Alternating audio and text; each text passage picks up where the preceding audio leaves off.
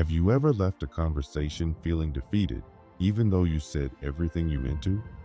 You explained your point. You defended yourself. You gave your truth. And yet, something inside you still felt hollow, like you had lost. That quiet knot in your throat, that sinking feeling in your chest, that strange sense that the more you spoke, the more power you gave away. Maybe you've been there, nodding quietly while someone else takes up all the space in the room, talking over you, mocking, pushing, pretending they're confident when really they're just loud. Maybe you believe that your silence made you weak, that not fighting back meant you were surrendering, that not reacting meant you were losing. But what if none of that is true? What if we've had it backwards all along? What if silence isn't weakness, but strength? What if not reacting isn't a loss, but a choice? What if walking away without saying a word is not the sign of defeat, but the mark of power most people can't even understand? There's a quiet kind of power that isn't taught in schools or rewarded in debates. It doesn't come with applause or trophies. You won't see it trending, but it's real. And once you feel it, you'll never unsee it again. It's the power of staying still when everything around you wants you to move. It's the power of choosing not to engage, not because you're scared, but because you don't need to. It's the strength of knowing who you are so deeply that nothing anyone says can shake it. Friedrich Nietzsche, a thinker most people misunderstand, saw something long before modern psychology ever caught up.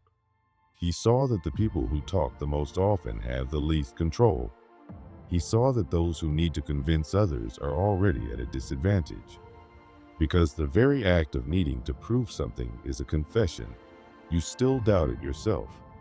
You don't argue to share truth. You argue to be accepted. And the moment you need others to accept your truth, you've already given them power over you. We're raised to believe that silence means weakness, that if we don't speak up, we'll be trampled on. We're taught that staying quiet means letting someone else win. So we jump in. We explain ourselves. We fight back. We try to win conversations. But here's the catch. Most conversations aren't about truth at all. Most people don't argue to understand. They argue to dominate. They argue because they're scared that if they don't win, they'll disappear. Nietzsche saw this play out everywhere. He called it herd morality, the behavior of people who live to be accepted, liked, approved of. The ones who follow the crowd. The ones who want to be seen as good, not because it's true, but because it's safe. But living for approval is exhausting. It keeps you locked in a cycle where your value is always decided by someone else. And silence breaks that cycle. Silence says, I don't need you to agree with me. Silence says, your opinion of me changes nothing. And that's terrifying, not for you, but for the people around you. Because silence forces people to confront something they'd rather avoid, themselves. When you speak, you give them something to push against. When you stay quiet, they're left with nothing but their own thoughts. And most people can't handle that. So they fill the silence with noise. They try to provoke you. They try to get a reaction. Because as long as you react, they're still in control. But the moment you don't, you take that power back. Think about this. When you stay silent in a heated moment, when you don't explain, don't defend, don't flinch, the other person begins to unravel. Their mind fills in the gaps. What is he thinking? Why isn't she responding? Did they see through me? That's when their insecurities come alive. That's when their mask starts to slip. Because silence is a mirror. And most people are terrified of what they'll see in it. Silence makes people feel judged, even if you're not judging them. It makes them feel exposed, even if you're just sitting there. Psychology proves it. In confrontational moments, silence is interpreted as disapproval, as authority, as control. even if all you're doing is listening. And if that silence comes from a place of true calm, not passive aggression, not fear, just calm, it's one of the most disarming forces in the world. That's why manipulators can't stand it. They thrive off your reactions. They feed on your energy. When you don't give it to them, when you stay grounded and quiet, they can't play their game anymore.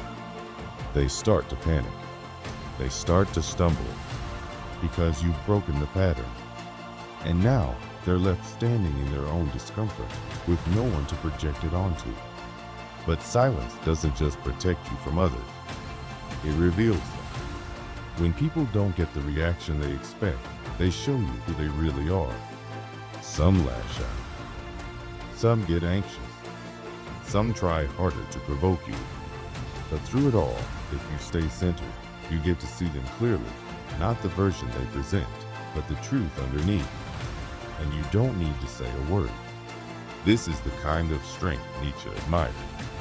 Not the loud, performative kind, but the quiet mastery of self. The kind of strength that doesn't shout, doesn't flinch, doesn't compete. It just is.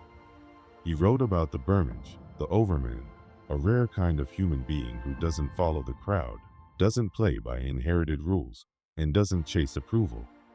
The Overman creates his own path. He doesn't need to dominate others. He simply exists in such complete control of himself that others feel it without him doing anything at all. His silence is not empty. It's heavy. It says more than words ever could. While others argue, he watches. While others try to prove something, he simply is. He doesn't react to attacks because nothing said about him touches who he knows he is. His silence is not passive. It is powerful. It commands attention. It makes people think twice. And when he finally does speak, every word hits like lightning. But let's be honest, silence isn't easy, especially in a world that rewards noise. We're surrounded by people who speak just to fill space, who argue just to feel right. And we've been trained to join that noise, trained to defend ourselves, trained to explain. So choosing silence feels unnatural. It feels like giving up, like letting people walk all over us. But that's only true if you don't understand silence.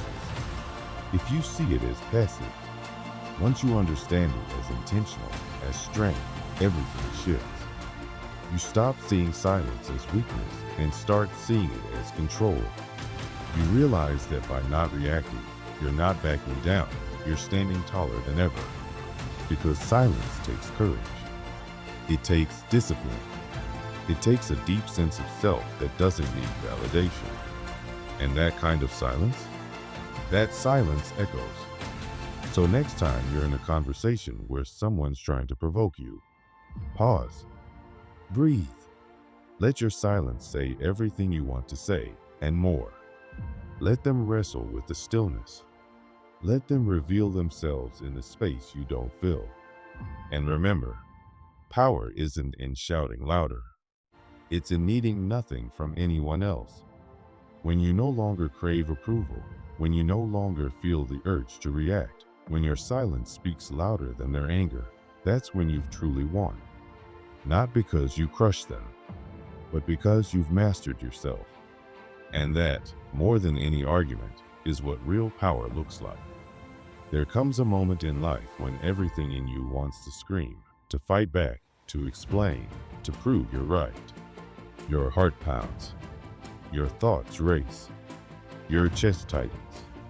You feel the fire of injustice, misunderstanding, or disrespect burning through your veins, and you want to let it out.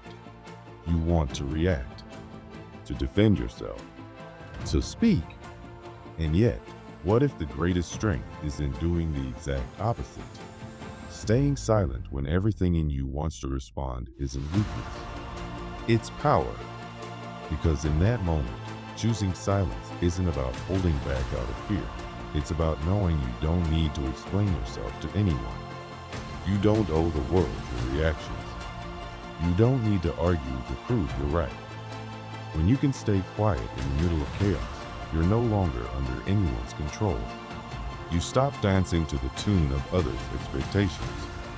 You stop playing their game. And that's where real freedom begins.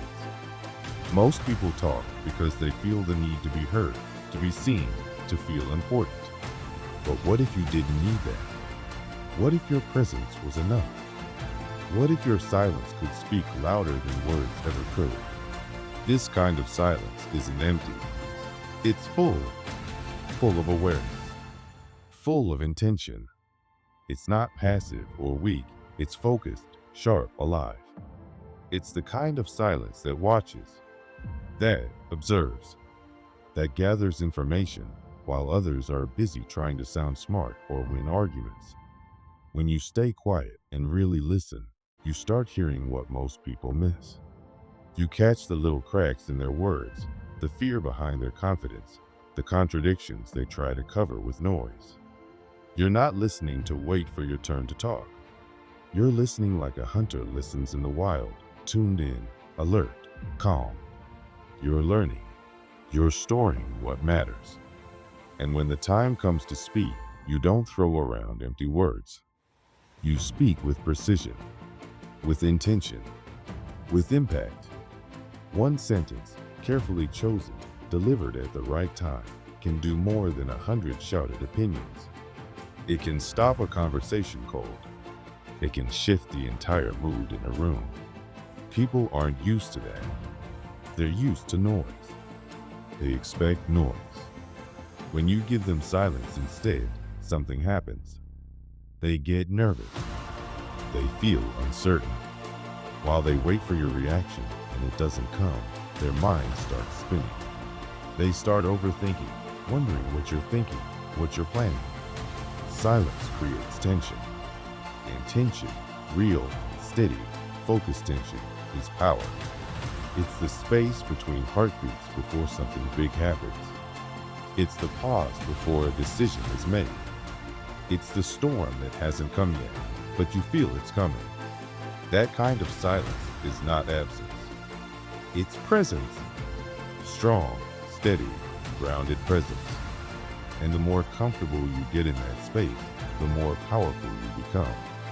When people can't predict you, they lose control. And most people fear what they can't predict. They like patterns, reactions, predictable responses. But when you stay calm, when you don't give them the reaction they expect, you force them to change their approach. You become the one setting the rhythm, leading the dance, even without moving a muscle. But silence isn't always strength. Sometimes silence becomes something darker. There are moments when you're not choosing to be quiet because you're strong, but because you feel small. Because you've been made to believe that your voice doesn't matter. That keeping the peace is more important than standing your ground. That being silent is the same as being mature. And that's where it gets dangerous. Because the world doesn't just silence people with force, it silences people with expectations, with shame, with guilt. You start telling yourself that it's not worth it to speak up, that it's better not to make waves, that you should avoid conflict. But deep down, you know, you're not really at peace. You're just hiding. You're just surviving. And the more you do it, the easier it gets to stay quiet, to shrink, to give up your space without even realizing it. And others notice. They learn that you won't fight back, that you won't question, that you'll just go along. So they push a little more, take a little more, and suddenly your silence becomes a tool they use against you. They know you'll stay calm, that you'll forgive, that you'll avoid confrontation at all costs. And they use that over and over until you start to wonder who you even are anymore. You think you're being kind. You think you're keeping things peaceful. But really, you're being used. You're being shaped by others, and you're letting it happen. You start to lose your voice, your boundaries, your truth. And maybe you don't even realize it's happening. Because you've convinced yourself that silence is strength. But it's not always. Sometimes silence is surrender. There's a kind of silence that doesn't protect you. It erases you. And that's the silence you have to kill. There's a code the world teaches the gentle, the quiet, the ones who don't want to hurt anyone. It tells them, don't make trouble. Be nice. Let things go. Compromise. Stay small. Smile more. Don't argue. Don't demand. Don't disturb. But that code? That's not wisdom. That's a survival tactic created by people who were afraid. People who wanted to stay safe in a world that didn't care about their feelings. They told themselves that being quiet was noble, that being passive was kind. But really, it was just the only way they knew how to survive. It's not your job to carry their fear anymore. You weren't born to shrink. You weren't made to be silent just so others could feel comfortable. Your silence should never be a gift to those who wish to control you. The silence you want, the silence that changes the game, is the kind that comes from choice. The kind that comes from knowing who you are. That doesn't need permission. That doesn't apologize for existing. That stands firm in its own power and speaks only when it's time. This silence doesn't bend. It doesn't beg. It doesn't hide. It waits. And when it finally speaks, it doesn't shout, it ends the conversation. But before you can reach that place, you have to face yourself. You have to admit the ways you've let yourself be shaped by fear, by guilt, by comfort.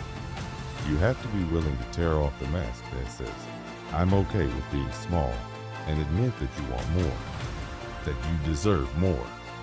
That's not selfish. That's real. Because the truth is, there are people out there building their lives on your silence, getting ahead because you won't say no, staying in control because you won't stand up. And if you don't stop it now, it never ends. You're not here to be used. You're not here to be tamed. You're here to wake up, to stand in the full weight of your presence, to speak only when you choose to, not when others expect it, not when they demand it, but when you decide the moment is right. That's what real strength looks like. That's what power feels like. Not needing to be loud, not needing to be understood, just being. And this kind of presence, this is what the world really fears. Not the one who talks too much, but the one who doesn't have to, the one who has mastered themselves, who doesn't flinch, who doesn't explain, who simply is. That's who you're becoming, if you're ready. So ask yourself, how many times have you kept quiet just to avoid the storm? How many times have you stayed silent out of fear, out of guilt, out of the habit of not wanting to upset anyone? Enough. It's time to change the tone of your silence. Let it be a choice, not a cage. Let it be your boundary, your strength, your clarity. From this moment forward, let your silence carry the weight of your truth. Let it command the room. Let it say, I'm here and I'm not moving, even if you don't speak. Because who you are doesn't need to be explained. It needs to be lived. And that takes courage. If you're ready to choose that kind of silence, the silence that commands respect, then say it. Speak it. Claim it. Say, I choose the silence that commands respect. Not just for me, not for likes or comments, but for you, as a commitment to stop hiding, as a promise to stand tall, as a reminder that your voice, your presence, your power, whether silent or spoken, matters more than you've been told. And if you made it this far, don't stop now. The next chapter is even more important, because it's time to go deeper, time to stop surviving and start becoming. Let the world be noisy. You master silence, because the weak shout, the strong stay silent, And the wise choose when.